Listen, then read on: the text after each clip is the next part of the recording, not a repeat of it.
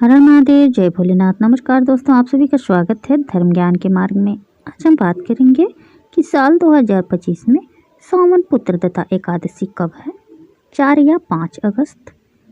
पूजा विधि क्या है, पूजा और पारण का शुभ मुहूर्त क्या रहेगा, और आज किए जाने वाले उपायों के बारे में, जैसे कि पुत्र प्राप्ति और पुत्र की उन्नति के लिए आज कौन सा उपाय करना चाहिए। चलिए जान लेते हैं विस्तार से। दोस्तों, सावन का महीना बेहद ही पवित्र माना जाता है। पंचांग के अनुसार पुत्रदता एकादशी का व्रत साल में 2 बार रखा जाता है, पौष माह में और सावन मास में। शुक्ल पक्ष की एकादशी को, सावन माह के शुक्ल पक्ष की एकादशी को पुत्रदता एकादशी के नाम से जाना जाता है। इस शुभ अवसर पर जगत के पालनहार भगवान विष्णु और माँ लक्ष्मी की पूजा कर व्रत रखा जाता है। चलिए जानते हैं कि साल 2025 में सावन पुत्रदता एकादशी व्रत की सही तिथि, पूजा और पारण का शुभ मुहूर्त, पूजा विधि और इस दिन किए जाने वाले छोटे से और बेहद खास उपायों के बारे में। तो दोस्तों, साल 2025 में सावन पुत्रदता एकादशी का व्रत 5 अगस्त दिन मंगलवार को रखा जाएगा। एकादशी तिथि प्रारंभ होगी 4 अगस्त को सुबह के 11:41 पर और एकादशी तिथि समाप्त होगी 5 अगस्त दोपहर के 1:12 पर। और पारण का शुभ मुहूर्त रहेगा 6 अगस्त को सुबह के 5:45 से सुबह के 8:26 पर। पारण की तिथि के दिन द्वादशी समाप्त होने का समय रहेगा दोपहर के 2:08 पर।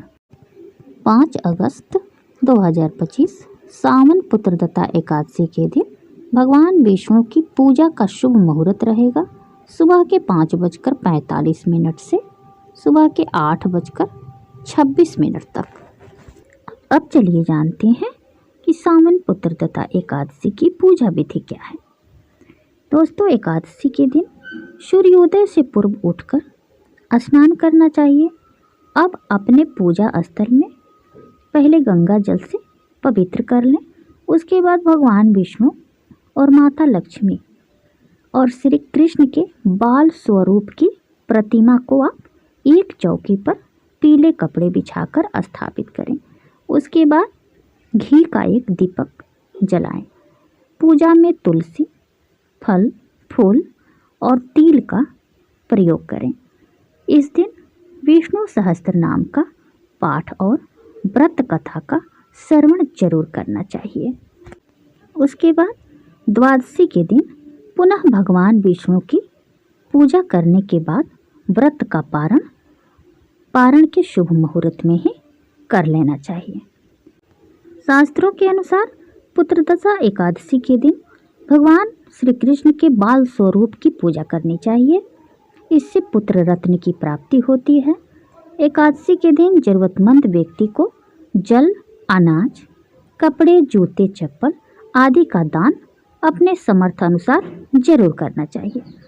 इस दिन आप बाल भूलकर भी ना कटवाएं और नाखून भी नहीं काटना चाहिए। एकादशी के दिन आप चावल का सेवन भूलकर भी ना करें।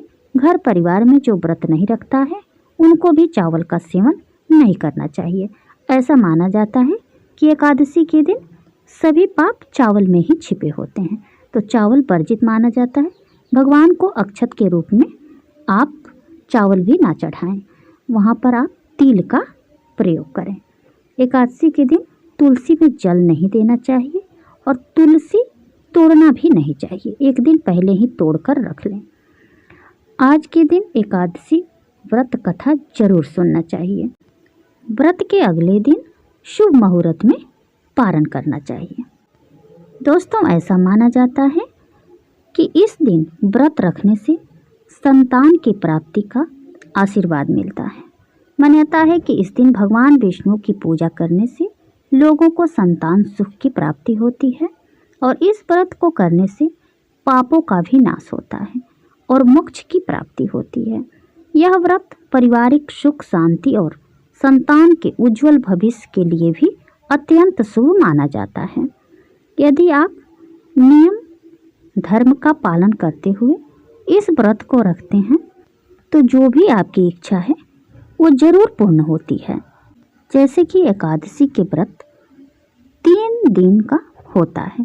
3 दिन हमें नियमों का पालन करना होता है। एकादशी के एक दिन पहले से ही हमें लहसुन प्याज मांस मदिरा बैगन मूली मसूर की दाल इन सभी चीज़ों का त्याग कर देना चाहिए एक दिन पहले से ही। फिर एकादशी के दिन अपने नियम धर्म और ब्रह्मचर्य का पालन करते हुए इस व्रत को पूरा करना चाहिए। दशमी के दिन से ही हमें इन सभी बातों का ध्यान रखना चाहिए। इन सभी बातों को ध्यान में रखते हुए जो भी इस व्रत को करता है उनकी जो भी इच्छा होती है वो पूर्ण जरूर होती है। तो दोस्तों उम्मीद करती हूँ कि यह जानकारी आप लोगों को पसंद आएगी।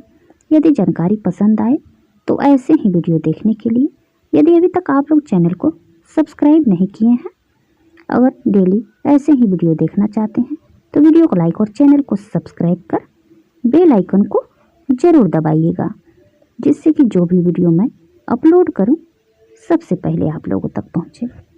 और कमेंट बॉक्स में जय माँ लक्ष्मी और जय विष्णुदेव जरूर लिखिएगा इनकी कृपा पाने के लिए। तो फिर मिलते हैं एक नए वीडियो के साथ, तब तक के लिए बाय, धन्यवाद।